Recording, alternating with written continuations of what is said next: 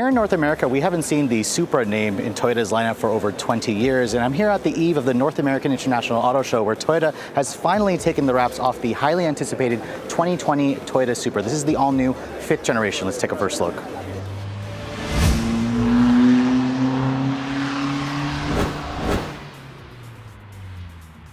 So Toyota has literally been teasing the all-new Supra for the last 5 years. We first saw them show off a concept car called the FT1 concept back in 2014. You can see for the all-new production version of this 5th generation, it stays very much true to that. It literally looks like the production car or the concept car rolled into the production line. The front end of the car definitely has a look to it that is very unique, but also kind of reminds me of the Supra in general. You have these LED headlights as standard. You have these very aggressive lower air intakes. Unfortunately, some of them looks like are actually fake vents, but it all adds to the overall aggression of the Supra. This is a car that literally a lot of people have been waiting for. We haven't seen the Supra name here in America for almost 22 years, and this is a car that has a very strong cult following, especially with the younger generation who watch the Fast and the Furious movies. Now you can see this particular one has these very attractive looking wheels. These are 19-inch wheels. They're staggered wheels. Toyota puts Brembo brakes with 4-piston calipers at the front. They're also a summer performance tire, and this car is actually a little bit smaller than the 4th generation. It's been quite some time since we've seen the Supra out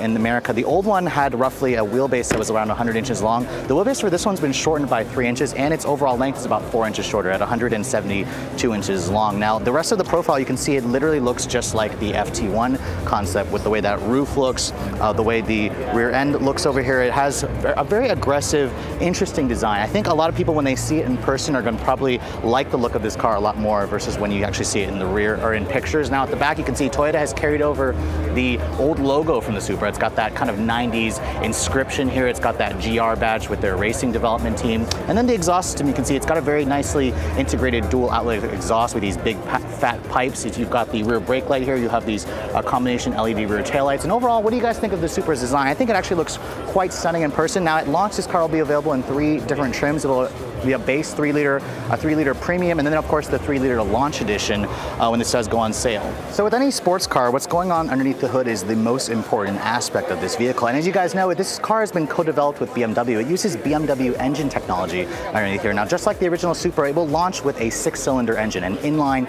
straight 6. Now, it isn't the same, inline 6 from the old Supra that was very famous for, but this is a BMW 3-liter single turbo twin scroll design. So it's the 3-liter straight 6 from something like the BMW 335 IS. And now in the Supra's configuration, it makes 335 horsepower and 365 foot-pounds of torque. Now, those are pretty good numbers. I will say that I'm a little tad disappointed that it's not the 382 you get in the new BMW Z4, but hey, it's got over 300 horsepower, so I'll take that. Now, all Supras are rear drive, just like the previous generations, and they only come with an 8-speed automatic transmission. Now, it's that same ZF transmission with the paddles like they use in the other BMW products, so no manuals at launch, although Toyota is saying they may look at the demand, and we may even see a 4-cylinder come out in the later years. Now, Toyota actually has quoted the weight. This car weighs around 3,400 pounds as this one sits. They're claiming 0 to 60 is going to be in the low 4-second range, so I am definitely looking forward to taking this one out for a drive when it does become available.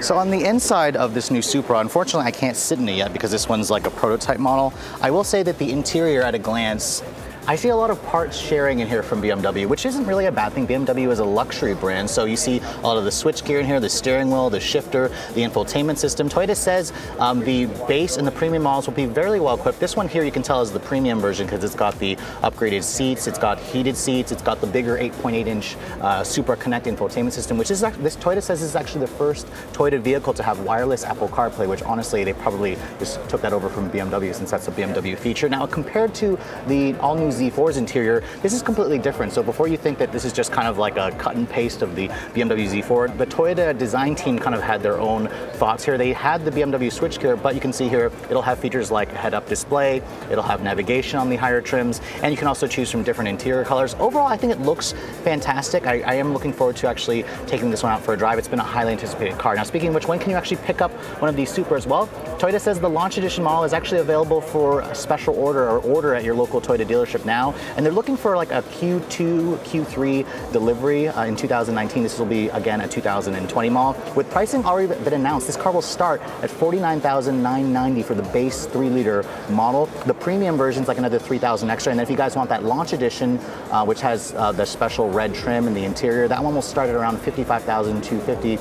plus the $900 destination charge. So the pricing of the Supra is pretty much right in line with the old generation. Actually, it might be a little bit cheaper if you adjust for inflation. It's going to be interesting to see how this car does when it finally does go on sale in the spring of 2019. For Redline Reviews at the 2019 North American International Auto Show, I'm Sophie unveiled.